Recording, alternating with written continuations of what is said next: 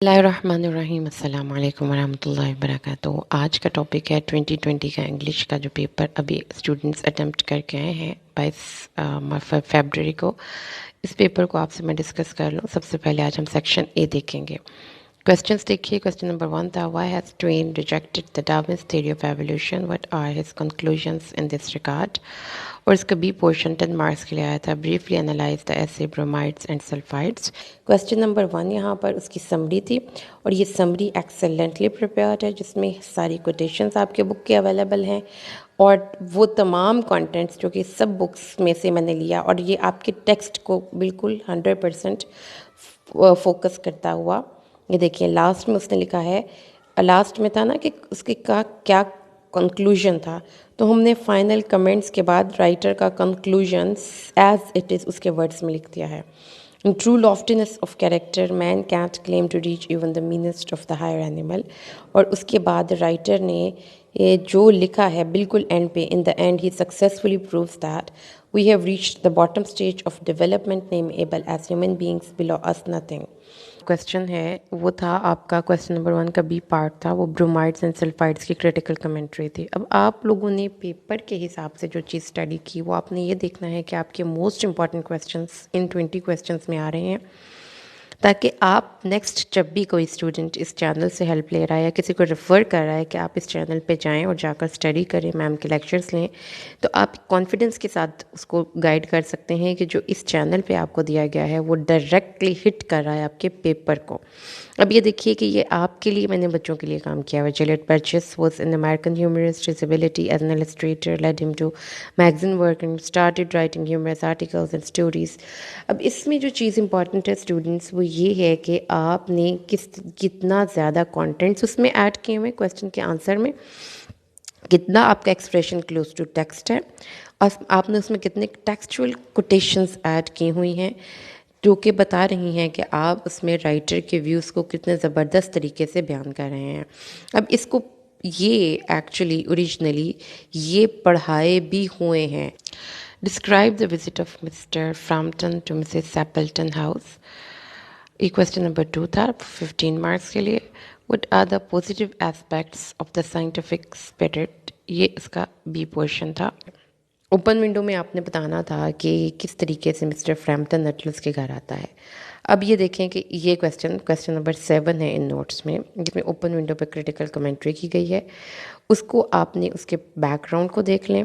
उसके बाद देखें यहाँ से, Mr Nuttel an elderly mature man came to meet Mrs Sappleton in a rural retreat in the hope nerve cure, is suffering from nerve tension. ये सारे का सारा यहाँ पे, क्योंकि उसका विज़िट क्या था, सारे का सारा विज़िट क्या है एक्चुअली, सवाल को समझे ना पहले।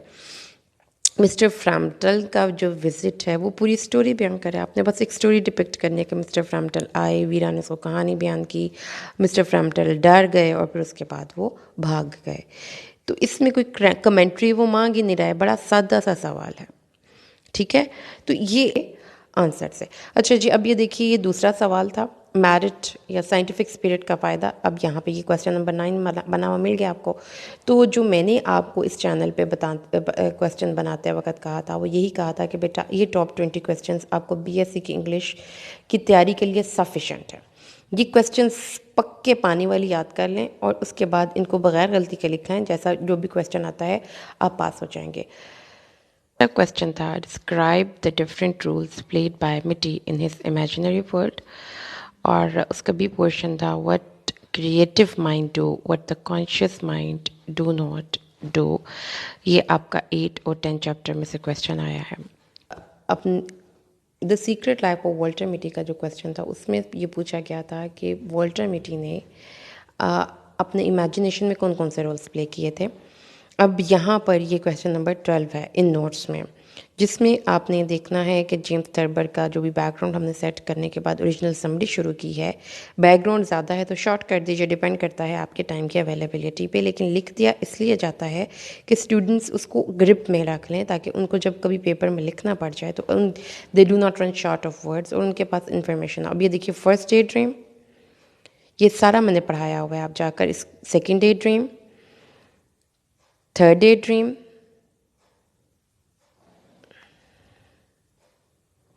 ठीक है, फोर्थ डे ड्रीम और लास्ट डे ड्रीम। इससे आप ये देखेंगे कि राइटर का सारा यहाँ पर हमने इसकी समरी बयान कर दी है। अच्छा जी, अब ये है जी, what the conscious mind do, what the creative mind do that the conscious mind do not do.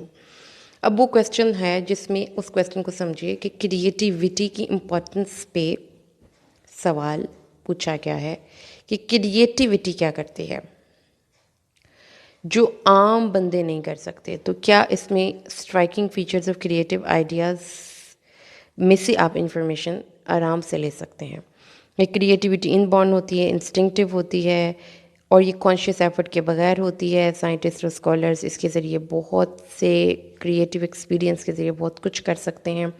सारा इसमें लिख देंगे। तो जो स्टार्ट वाला आपका जो पैराग्राफ होता है वो थोड़ा सा डिमांड करता है अकॉर्डिंग टू क्वेश्चन, उसमें इंफॉर्मेशन में एक दो लाइंस को बस आप मोल्ड कर दें।